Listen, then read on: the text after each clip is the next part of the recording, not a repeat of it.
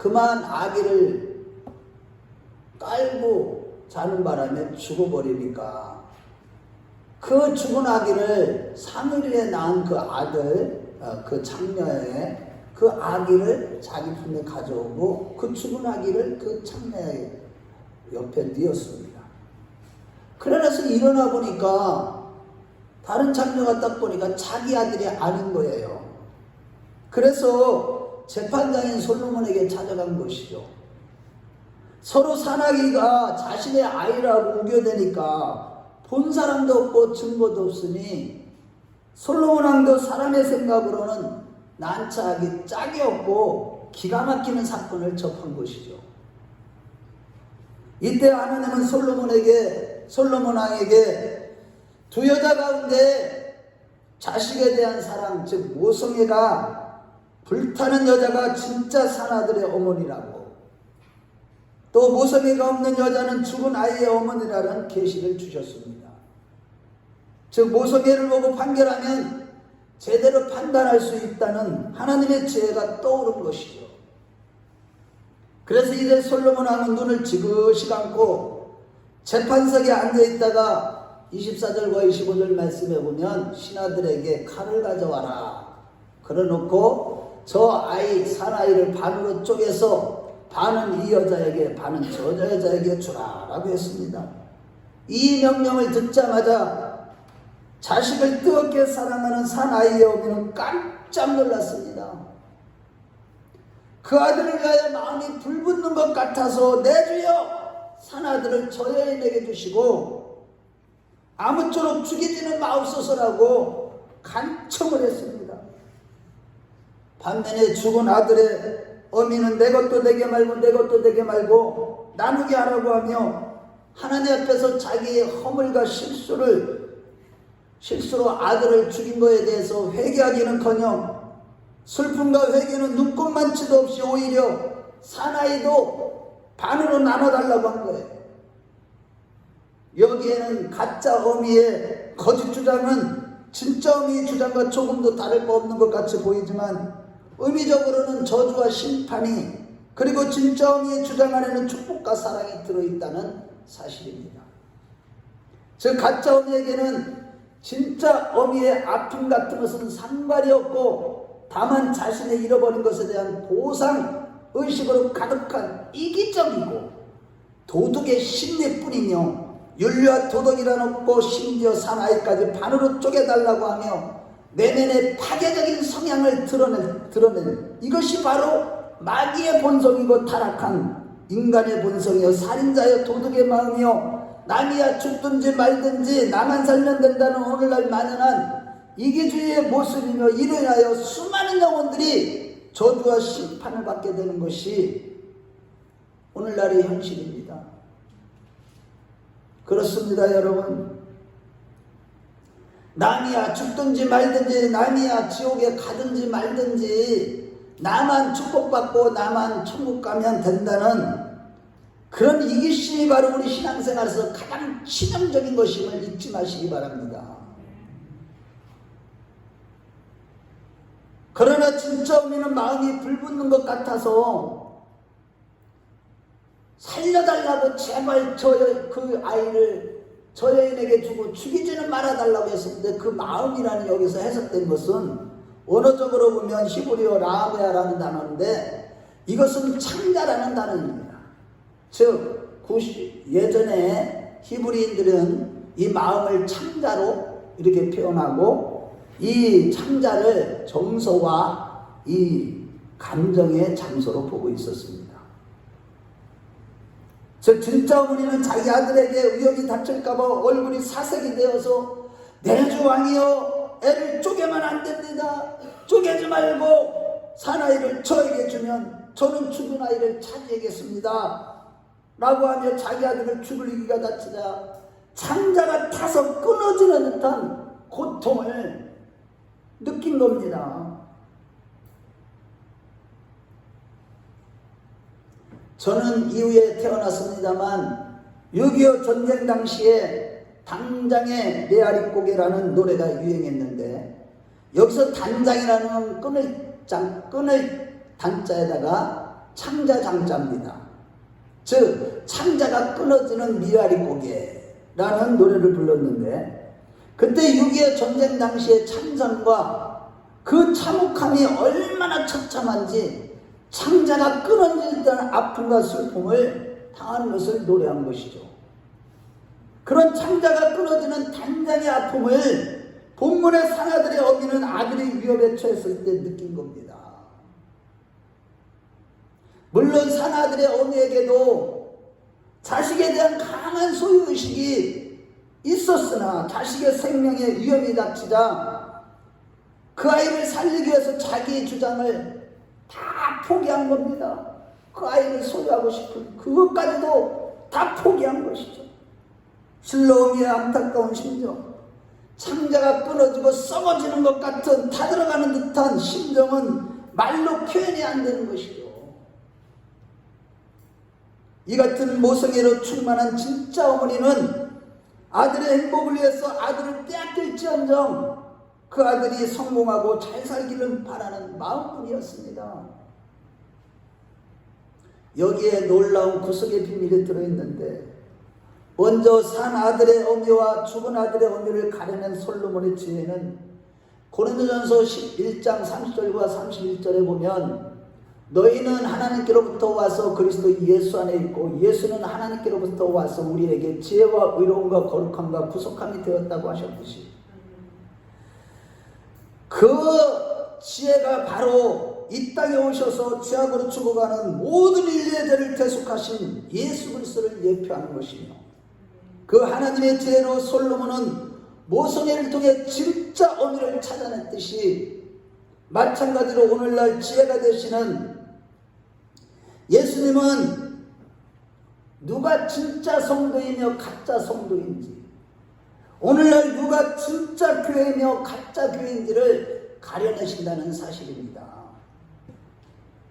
이러고 본데 지혜와 살리는 영이 되시는 예수님으로 충만한 자만이 우리 자신과 우리 교회가 어떤 성도와 교회인들을 바르게 분별하며 철저히 회개할 수가 있는 것입니다. 그 마음에 지혜의 영이신 예수님으로 충만한 자만이 그 계시의 영이 계시해 주시는 죄악으로 말미암아 자기 안에 있는 이기심을 보게 되고, 와, 내 안에 이렇게 나만 사랑하고 남이 죽든지 살든지 상관없고 나만 축복받으면 되고, 와, 나만 구원만 받으면 된다는 이런 이기심으로 가득 차 있구나 하면서 철저히 가슴을 찢고 회개하게 됨으로 말미암아 하나님 앞에 손이 깨끗하고 마음이 청결하고 뜻을 허탄한 데 두지 아니하며 정말로 부끄러운 모습을 보이지 아니하는 진짜 성도요 진짜 교회가 되는 것입니다. 아무리 신앙생활을 오래 해도 내 자신을 쳐서 그리스도의 복종함으로 말미암아 내가 죽고 예수, 지혜가 되시는 예수로 충만한 자들이 되지 아니하고는 마지막 때 회개하지 못함으로 말미암아 이 가짜 어미의 심정처럼 아주 죄악으로 어둠으로 가득하고 마귀에게 붙잡힌 바 된 마귀의 속성으로 가득한 자가 되어서 지옥으로 끌려가게 되는 것입니다. 바라기는 날마다 내 자신을 쳐서 그렇게 복종하는 자들이 되고, 그리하여 내가 죽고 지혜가 되시는 예수님으로 살아가는 우리 모두가 되시길 주의 이름으로 축원합니다. 그래서 주님께서 우리 안에 크고 작은 이기심의 대를 계시해 주실 때 날마다 철저히 회개하며 죽어가는 영혼들을 살리려고 육신의 모든 것을 포기할 줄 아는, 영혼을 사랑하는 모성애가 불타오르는 영적인 거성들이 다 되시길 주의 이름으로 축원합니다. 둘째로 자기의 아들을 찾아오는 남은 자들의 교회는 해산하는 고통과 사단의 핍박을 받는다는 것입니다. 남은 자들이 돼야 되는데, 마지막 때는 남은 자의 신앙이 돼야 되는데, 그들은 어떤 자들이냐? 마지막 때 영혼을 살리는 그런 자들인데, 이런 자들은 항상 사단의 핍박과 해산하는 고통이 있다는 거예요, 삶에. 계시록 12장 말씀을 볼 때 주님의 재림 직전에 본문의 두 어미가 사나들을 놓고 싸우는 것과 같은 상황이 벌어진다는 것을 말씀하고 있죠. 그런데 문제는 오늘날 성도와 교회들의 모습을 보면 마치 오늘 본문의 저주와 심판을 받을 죽은 아들의 어미같이 살아가고 있다는 사실이에요. 신앙생활을 그렇게 하고 있습니다. 즉 아들이 죽은지도 모르는 정신병자같이 살아가며 이기적이고 남이 어떻든 자신의 보상의 심리만 주장하며 예수 복음으로 영혼을 살리는 데는 전혀 관심도 없고 살아가는 것이 그저 나만 구원받으면 되고 나만 축복받으면 된다, 이런 식으로 살아가는 것이 오늘날 대부분의 신자들의 모습입니다. 그러나 여러분, 사도 바울이 2차 전도여행 때 사도행전 18장 9절에 10절 말씀해 보면 그 타락의 도시, 음란하고 폐악한 도시, 정말로 항구 도시로서 진짜 그 아프로디테 신전이 있어서 정말로 하나님 앞에 우상으로 가득하고 죄악으로 가득하고 음란의 영으로 가득한 이 고린도 지역에 사도 바울이 2차 전도여행에 갔을 때 정말로 너무나 황당한 것을 보고 가만히 있을 때 안에서 속에서 말씀하시는 이가 성령님이 이 백성에 내 백성이 이 지역에 내 백성이 많으니 너는 잠잠하지 말고 말하라 라고 했듯이 이것은 무엇을 말씀해 주느냐, 이것은 뭐 우리가 사는 이 파주 지역에, 아니 이 대한민국에, 아니 적게는 파주 지역에, 아니 더 적게는 우리 주위에 하나님의 아들들이 있다는 뜻이며 그 하나님의 아들들이 바로 자기 아들들이요, 그러한 하나님의 아들들을 찾아서 살리는 교회가 진정으로 살아있는 교회임을 깨닫는 우리 모두가 되시기를 축원합니다. 그렇다면 이렇게 복음으로 영혼을 살리는 살아있는 교회의 특징은 무엇입니까? 첫 번째는 사단의 핍박이 따른다는 거예요. 살아있는 교회는, 영적으로 살아있는 교회, 영에 속한 교회들은, 하나님께 속한 교회는 마지막 때 사단의 핍박이 있습니다. 막 흔들어댑니다. 계시록 12장의 말씀에 교회가 사단과의 전쟁에서 계시록 12장 15절에 16절 말씀을 볼 때 용은 자기 땅으로 내어 쫓긴 것을 보고 철장을 가지고 만국을 다스리는 아들을 낳은 여자 곧 주님의 몸된 교회여 말씀으로 충만한 교회를 핍박합니다. 즉 용 곧 사단은 율법과 복음이 선포되고 율법의 또 다른 하나님의 절대가 되시는 예수님만을 전하고 자랑하며 영적인 아들을 낳는 교회, 곧 영혼을 살리는 진리의 터 위에 세워진 교회를 핍박하고 반대하며 죽이려고 혈안이 되어서 날뛰고 있는 것입니다. 즉 오늘날 영혼을 살리는 살아있는 교회를 각종 이데올로기를 비롯해서 동성애법이나 차별금지법의 인본주의법을 만들어서 교회들을 직간접적으로 핍박하는 겁니다. 살아있는 교회들을요. 반면에 예수 그리스도를 수태하지 못하는 교회는 이러한 사단의 핍박을 받지 않습니다. 왜냐하면 예수님의 생명의 말씀을 증거하거나 말씀을 깨닫지도 못하고 하나님 나라를 위하여 숨는 것도 없고 하나님의 뜻을 위해서 하나님의 심정을 헤아려 하나님을 기쁘시게 하는 일을 해보려고 시도조차도 않는 교회이기 때문입니다. 즉 영혼을 수태하지 못하는 교회는 마치 소아시아 7교회 가운데 계시록 3장 1절에 사대교회처럼 살았다 하는 이름은 가졌으나 실상은 죽은 교회로서 열심을 내는 모든 일은 모두 다 이기심에 붙잡혀서 자기만 살아나기 위함이지 남이 죽든 말든 상관하지 않는 그런 교회를 말하는 것입니다. 무엇보다도 성령의 계시가 없으니까 하나님의 절대 주권이 무엇인지, 하나님의 선악과가 무엇인지, 율법이 무엇인지, 의가 무엇이고 죄가 무엇인지를 정확하게 알지 못하니까 그리스도를 깨닫지 못하고, 그러니 그도 종교생활에 머물러서 믿음으로 의롭다함을 얻는 그런 신앙생활이 아니라 자기를 내려세우며 거룩하게 살라, 의롭게 살라 그만하는 교회로 종교생활하는 교회. 그러니 사단은 이러한 죽은 교회를 신경조차 쓰지 않는 것이죠. 이런 교회는요, 진짜 복음이 아니라 다른 복음, 가짜 복음이 증거되니까 지식적으로는 많은 것을 습득하고 압니다. 성령이 교회들에게 하시는 말씀이 아니라 지식으로 아는 말씀들을 사단이 가지고 있는 지식 이상으로 막 가져갑니다. 그러나 거기에는 생명이 없습니다. 거듭남이 없습니다. 구원이 없습니다. 예수를 영으로서 알아가지 아니하면, 성령으로 예수를 알아가지 아니하면 누구도 구원을 받을 수가 없는 것입니다. 이런 교회는 죽어있는 교회예요. 이런 교회는요, 복음 불행의 열정이 없어요. 그러나 마지막 때는요, 계시록 12장 17절 말씀을 보면 오직 성령의 나타남과 능력으로 하나님의 계명을 지키면서 예수 증거를 가진 교회만이 하나님의 백성인 아들을 낳지만, 사단은 이러한 생명력이 넘치는 살아있는 교회를 공격하고 핍박하는 것이죠. 여러분, 사단은요, 영적으로 죽어있는 교회들, 사대교회 같은 교회, 거기는요 살았다 하나 실상은 죽은 교회들이에요. 왜요? 진리의 말씀이 아니라 지식을 전하고 있기 때문에. 생명의 말씀, 성령의 교회들에게 하시는 말씀이 아니라 신학 공부 많이 하고 학위 받아온 그런 사람들이 전하는 지식을 전하는 그러한 지식이기 때문에, 생명이 없기 때문에요. 거기에는 사단이 핍박이 없습니다. 아무 교회에 문제가 없어요. 영적인 싸움이 일어나지 않아요, 그런 교회는.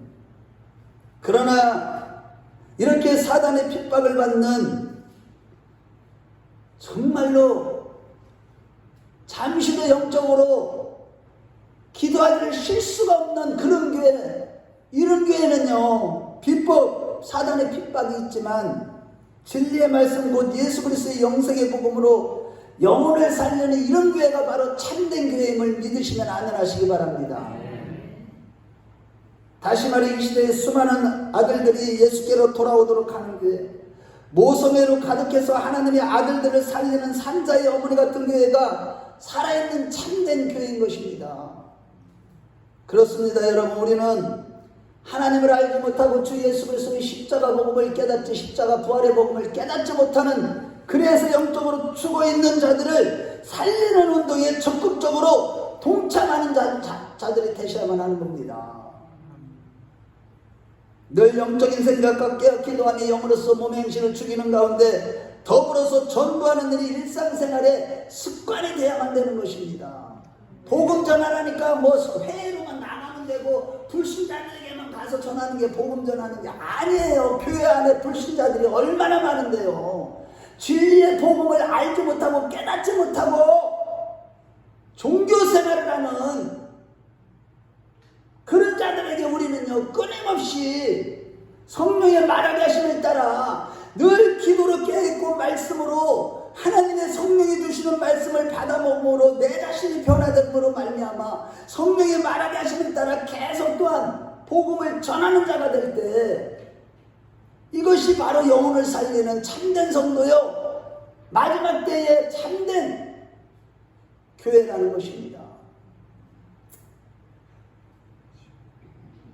이것이 바로 마지막 때에 구원받는 영적인 성도들의 마땅히 해야 될 일인 것입니다.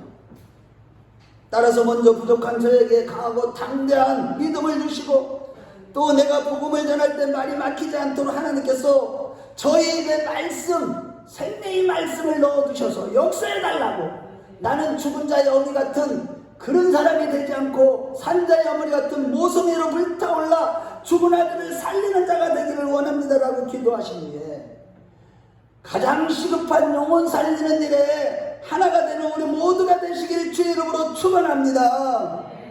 실론 마지막 시대인 오늘날 사단이 뒤에서 조장하는 수많은 이데올로기, 이념의 이데올로기에 사랑하는 우리 자녀와 가족과 이웃의 영혼들을 빼앗긴 것들을 그냥 바라보면 안 됩니다. 억울하게 생각을 해야 됩니다. 오늘날 젊은이들이 수많은 인본주의 이데올로기에 빠져서, 이 휴머니즘이라는 이데올로기는요, 마지막 때 가장 강력합니다.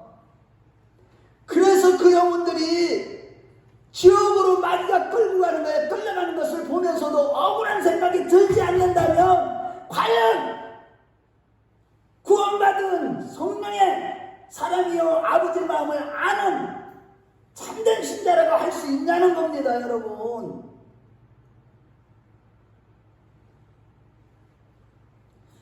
정말 우리는 성령으로 거듭난 구원받은 자들답게 수많은 인연과 이대에 올리기에 빠져서 끌려가는 저 영혼들을 볼 때 억울해서 견디지 못하고 영적인 싸움을 몸부림치며 싸워야 될 줄로 믿습니다.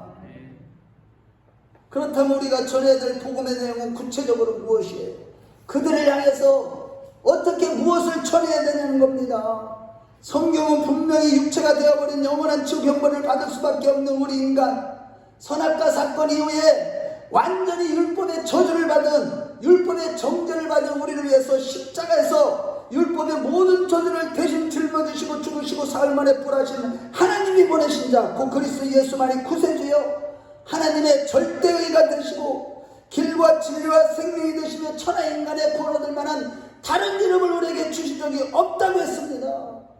이것이 바로 우리가 전해야 할 복음의 내용이고, 이 복음을 정확하게 깨닫고 늘 선포하며 영혼을 살리는 자들이 진정으로 하나님의 마음을 알고 하나님의 마음에 합한 자들인 것입니다. 따라서 오늘날 세상은 온통 이 세상을 보세요. 허무주의로 가득하고 이성주의로 가득하고 다 이즘이에요. 이즘, 이데올로기 이즘, 이상주의, 자유주의 풍조와 과학만능 지상주의와 돈만 있으면 다 된다는 황금만능주의, 윤리지상주의, 쾌락주의 등등 하나님의 아들 이것들이 아들 딸들을 자기 아들 딸으로 주장하면서 도적질하고 있습니다만, 그러한 자들의 손에서 하나님의 아들 딸을 찾아오는 우리 모두가 되셔야만 될 줄로 믿습니다. 아멘. 여러분, 영적인 실상을 우리가 깨달아야 돼요. 그것을 보아야 돼요. 그것 때문에 가슴이 저려서 정말로 가슴이 불붙는 것 같아서 죽을 지경인 것 같은 그런 마음을 느껴야 됩니다. 정말로 특히나 우리 사랑하는 가족과 이웃들, 친척들 가운데서 하나님의 아들을 도적받는 것도 모르고 정신병자같이 가만히 있어서는 절대로 안 되는 것입니다. 그래서 저는 이번에 형수가 먼저 천국에 입성하는 이별의 슬픔을 갖고 바로 내려가지도 못하고 장례가 다 끝났는데도 내 앞에서 내 손을 꽉 잡아주면서 형님 잘 견뎌내세요. 그뿐만 아니라 내려가서도 하루에 3번 4번씩 계속 전화하는 동생에게 저는요 눈물로 계속 복음을 전하고 있습니다만, 바라기는 본문의 사나들의 진짜 어머니처럼 뜨거운 모성애의 마음, 곧 창자가 끊어지는 마음으로 우리의 아들들을 다 찾아오는 자들이 되시길 주의 이름으로 축원합니다. 여러분들 자녀는 과연 지금 안전합니까? 여러분들의 남편은, 여러분들의 아내는, 여러분들의 자녀들은 정말로 천국에 들어갈 성령으로 거듭난 자여 깨어있는 하나님의 백성들입니까? 실로 마지막 때인 오늘날 가장 시급하고 중요한 일은 바로 한 영혼이라도 마귀에게 빼앗겨 지옥에 가는 일이 없도록 해야 하는 일이요, 더 나아가 복음을 듣고 돌아온 아들들이 날마다 말씀을 읽고 듣고 묵상하고 실천하도록 해서 신령한 자들이 되도록 돕는 것이요, 이것이 바로 신령한 어머니 교회로서 오늘 하나님이 가장 기뻐하시는 참된 교회라는 사실입니다. 실로 우리 교회는 빌라델비아 교회처럼 비록 적은 능력을 가진 아주 작은 교회일지라도 생명을 주는 거룩한 교회, 생명에 대한 강한 수욕이 있고 뜨겁게 나보다 남을 더 사랑하는 교회, 생명을 생명되게 하는 교회, 혹여나 본문 말씀에 죽은 아들의 어미처럼 절대로 불의와 거짓과 탐욕과 증오와 살인적인 만행을 저지르지 않는 신령한 교회가 되어야 될 줄로 믿습니다. 사실 우리는 이 땅에서 천년 만년 사는 것이 아니라 아무리 오래 살아도요, 저도 벌써요 엊그제가 30, 40대 같은데 벌써 60대 중반이에요. 아무리 오래 살아도 모세는 7, 80이라고 그랬고 오늘날은 많이 살아도 100세밖에 못 살아요. 이거는 하나님이 보실 때 한 경점에 한 점 포인트도 안 되는 순간의 찰나입니다.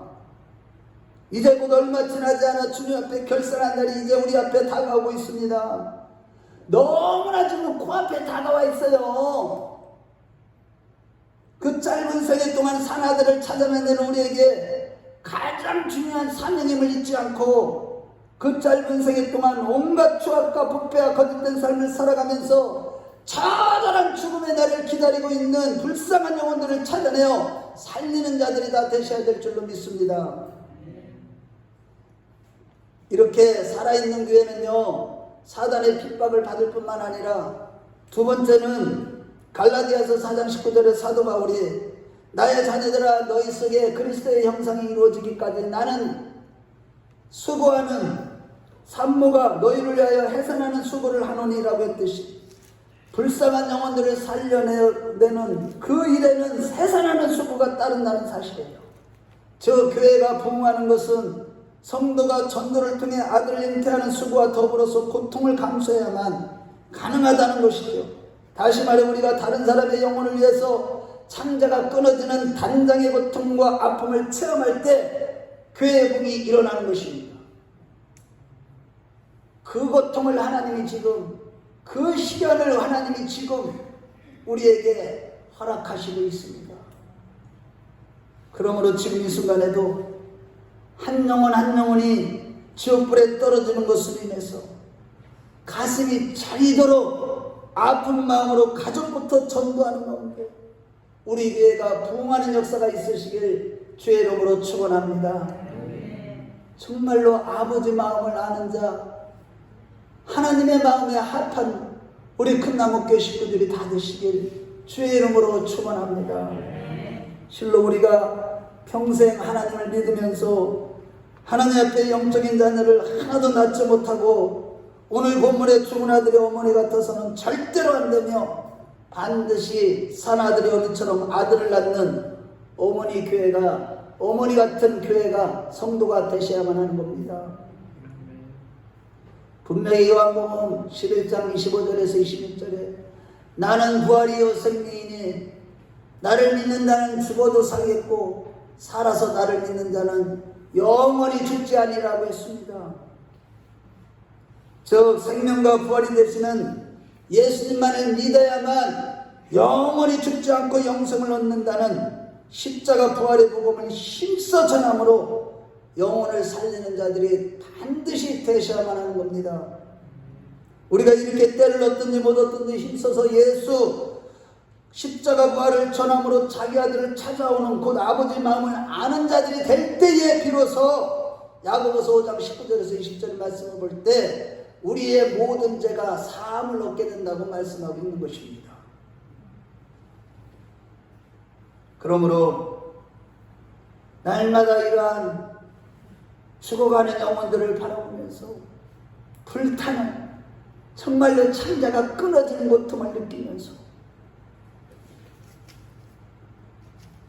그 마음으로 복음을 전함으로 핍박과 해산하는 수가 따를지언정 복음을 전하여 영혼을 살리는 우리 모두가 되시길 주의 이름으로 축원합니다. 저는요 우리 동생한테 그랬어요. 동생아, 정말 내가 너를 너무 사랑한다. 나는 형수가 불쌍한 것도 아니고 내가 불쌍한 것도 아니고 나는 네가 정말 불쌍해. 너는 교회를 다니더라도 아직도 성령으로 거듭나지 못했어. 말씀으로 거듭나지 못했고 주님과의 관계가 되지 못한 게 너의 삶의 모습에서 다 드러나. 동생아, 정말로 그러다가 큰일 나. 이제 주님 오실 때 다 됐어. 빨리 가슴을 찢고 회개하고 주님을 마음에 모시고 간절히 나를 살려달라고 기도해. 매 순간순간마다 하나님 나를 살려달라고 기도해라. 그러니까 정말 우리 동생이요 세상적으로 보면 굉장히 강한 자거든요. 나 나한테 그래요. 예, 알겠습니다. 죄송해요, 형님. 기도 많이 해주세요. 이렇게 얘기를 하더라고요. 정말 여러분들은 제가 우리 동생한테 전하는 그런 심정으로 과연 믿지 않는 자녀들에게, 믿지 않는 부모나 남편이나 아내에게 이 간절한 마음으로 전하고 있습니까? 정말로 오늘 본문에 나오는 진짜 어미의 심정, 그 아들이 죽을까봐, 저 영혼이 지옥불에 들어갈까봐 정말 두렵고 떨림으로 간절한 마음으로 애타는 모성애로 정말 복음을 전하고 있느냐고요. 우리 모두 이렇게 복음을 전하는 자들이 되시길 주의 이름으로 축원합니다. 결론입니다. 하나님이 제일 기뻐하시는 것은 전도입니다. 그래서 주님은 한 영혼이 천하보다도 낫다고 말씀하셨고, 사도 바울은 때를 얻든지 묻었든지 하나님의 말씀을 전파하라고 했습니다. 특히나 오늘날 주님의 재림이 임박한 마지막 시대에 가장 시급한 일은 바로 한 영혼이라도 지옥에 가지 않도록 힘쓰는 것인 줄로 믿습니다. 그런데 여러분, 여기서 중요한 사실이 있습니다. 그것은 바로 우리가 오직 하나님의 은혜로 믿음을 선물로 받은 것처럼, 그래서 예수를 믿게 되고 깨닫게 된 것처럼, 전도도 하나님의 은혜로 성령이 함께 역사하실 때만 열매를 맺게 된다는 사실입니다. 그래서 바울 사도 역시 고린도전서 2장 4절에서 5절에 내 말과 내 전도함이 지혜에 권하는 말이 있지 아니하고 다만 성령이 나타남과 능력으로 하여 너희의 믿음이 사람의 지혜이지 않고 하나님의 능력이 있게 하려 함이라고 했듯이, 우리 모두 항상 기도로 주님의 은혜를 의지하여 성령의 나타남과 능력으로 충만한 상태에서 전도하는 자들이 되십시오. 무엇보다 우리가 이 땅에서 살면서 일보다 중요하고 시급한 일은 없기 때문에, 그래서 늘 성령으로 충만하셨던 예수님께서도 공생의 기간 동안에 자기 아들을 찾으시는 일에, 잃어버린 자기 아들을 찾으시는 일에 사역에 초점을 두셨습니다.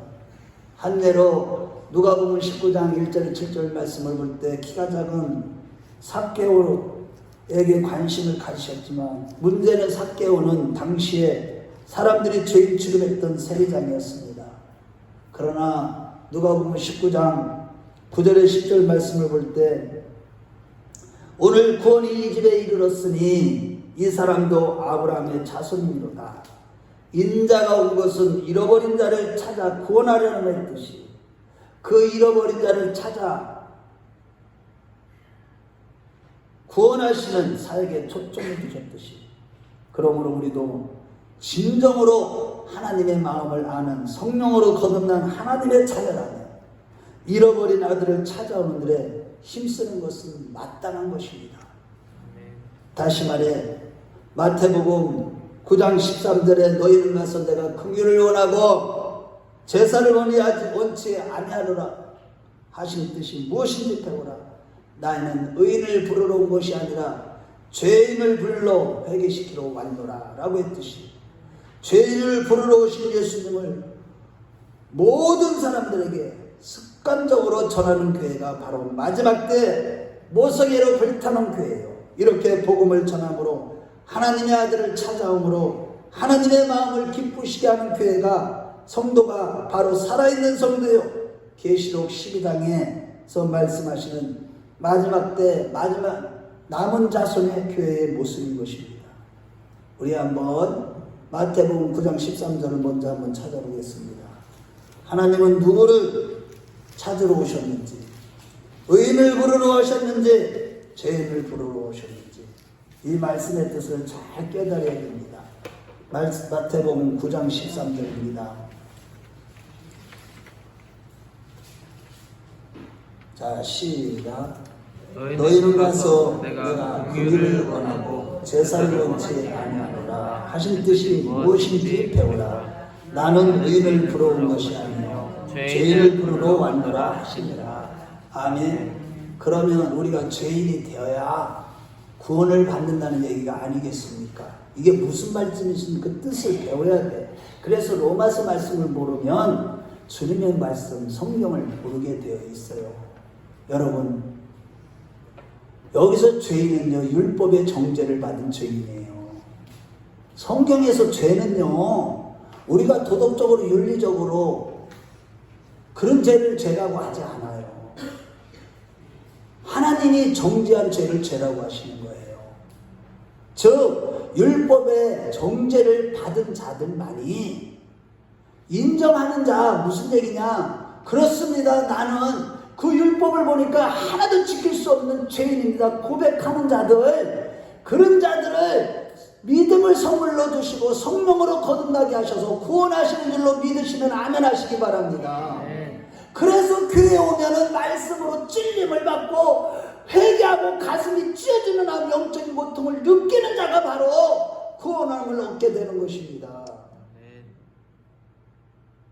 그러므로 마지막 때인 오늘날 산모의 고통을 감수하며 불타는 모성애를 가진 산자의 어미처럼 우리 주위에 위기에 처한 하나님의 아들들을 다 찾아오는 남은 자의 교회와 성도가 되셔야만 합니다. 아멘. 우리 모두 그러한 자들이 되십시다. 반드시 잃어버린 영혼들을 살리게 될 것이고, 야고보 말씀대로 모든 죄를 사함받고 장차 주님 앞에 섰을 때 칭찬과 함께 큰 상급과 면류관을 받게 될 것이고, 다니엘서 말씀대로 영원히 별같이 빛나는 자들이 되실 것입니다. 우리 모두 그러한 자들이 다 되시길 주의 이름으로 축원합니다. 주의 이름으로 축원합니다. 우리 다 같이 눈을 한번 감아보세요.